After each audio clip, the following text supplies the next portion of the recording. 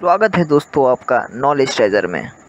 दोस्तों, भारत में हर त्यौहार बड़े हर्षोल्लास के संग मनाए जाते हैं, फिर भले ही वो किसी भी धर्म के हों। त्योहारों के द्वारा हम भारतवासी अपने कल्चर को दर्शाते हैं। दोस्तों, उन्हीं में से एक प्रमुख त्यौहार है रक्षाबंधन का त्यौहार, जिसमें हर भाई अपनी बहन को रक्षा का वादा देता है। तो दोस्तों, आज हम लेके आए हैं रक्षाबंधन की कुछ पौराणिक कथाएं जो बहुत कम लोग ही जानते होंगे। तो आज हम इस वीडियो में देखेंगे कि आखिर रक्षाबंधन की शुरुआत कैसे हुई और क्या हैं इसकी पौराणिक कथाएं। तो आइए बिना देरी किए वीडियो को स्टार्ट करते हैं। दोस्तों, पहली कथा आती है राजा बलि और माता लक्ष्मी की। पौराणिक कथा के अनुसार राजा बलि ने देवलोक पर अपना अधिकार कर लिया था। इसे देखकर भगवान विष्णु ने इंद्र देवता को उनका अधिकार पुनः स्थापित करने के लिए एक युक्ति सुझाई। राजा बलि भले ही एक असुर था, परंतु वह बहुत दानी था। इसीलिए भगवान विष्णु एक बौने ब्राह्मण का भेष धरकर उसके पास गए। उन्होंने राजा बलि से दान की इच्छा जताई और राजा से 3 पग भूमि दान में मांगी। राजा ने बिना सोचे समझे हाँ कर दी। इसके पश्चात भगवान विष्णु ने अपना आकार इतना बढ़ा लिया कि 2 पग में ही देवलोक और धरती लोक समा गए। अब राजा बलि के पास देने के लिए कुछ नहीं था, लेकिन वह दान देने का वादा कर चुके थे। इसे देखकर राजा बलि ने अपना सिर आगे रख दिया और कहा कि आप अपना 3रा पग मेरे सिर पर रख लीजिए। भगवान विष्णु उससे बहुत प्रसन्न हुए और उन्हें पाताल का राज दे दिया। राजा बलि ने भगवान विष्णु से प्रार्थना की कि वे भी उसके साथ पाताल लोक में रहने लगें।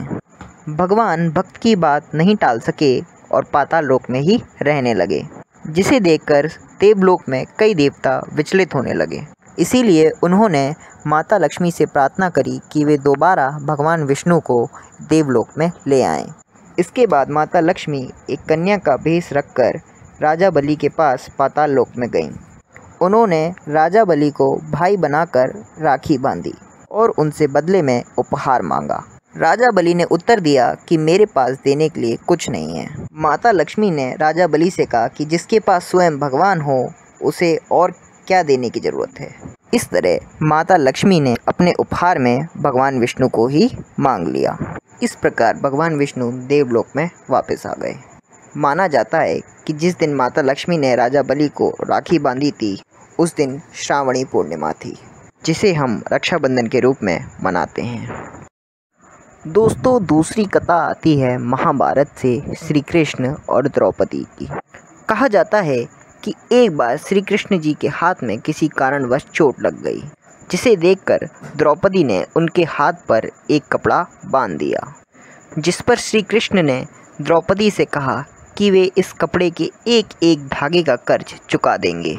और आगे चलकर जब द्युत सभा में द्रौपदी का वस्त्रहरण हो रहा था, श्री कृष्ण ने उसी धागे का कपड़े बनाकर उनकी लाज बचाई। कहा जाता है कि जिस दिन द्रौपदी ने श्री कृष्ण के हाथ पर जो कपड़ा बांधा था, उस दिन श्रावणी पूर्णिमा यानी रक्षाबंधन की पूर्णिमा थी और इसीलिए भाई रक्षाबंधन के दिन अपनी बहन की रक्षा करने के लिए प्रतिज्ञा लेता है। दोस्तों, अगली कथा भी महाभारत से ही जुड़ी हुई है। कहा जाता है जब राजा युधिष्ठिर ने ये जाना कि कौरवों की सेना पांडव सेना से बहुत बड़ी है, तो वे इस बात से चिंतित हो गए। उन्होंने श्री कृष्ण भगवान से मदद की गुहार लगाई। तब श्री कृष्ण भगवान के कहने पर युधिष्ठिर ने अपने एक एक सैनिक को रक्षा सूत्र बांधा, जिससे उनकी जान की रक्षा हो सके और इस तरह राजा युधिष्ठिर विजयी हुए। कथाओं के अनुसार जिस दिन राजा युधिष्ठिर ने अपने सैनिकों को रक्षा सूत्र बांधा था, उस दिन श्रावणी पूर्णिमा यानी रक्षाबंधन की पूर्णिमा थी और इसीलिए रक्षाबंधन के दिन एक रक्षा सूत्र यानी कि राखी बांधी जाती है। ये थी दोस्तों रक्षाबंधन से जुड़ी हुई कुछ पौराणिक कथाएं। अगले वीडियो में हम आपके लिए और पौराणिक कथाएं लाएंगे।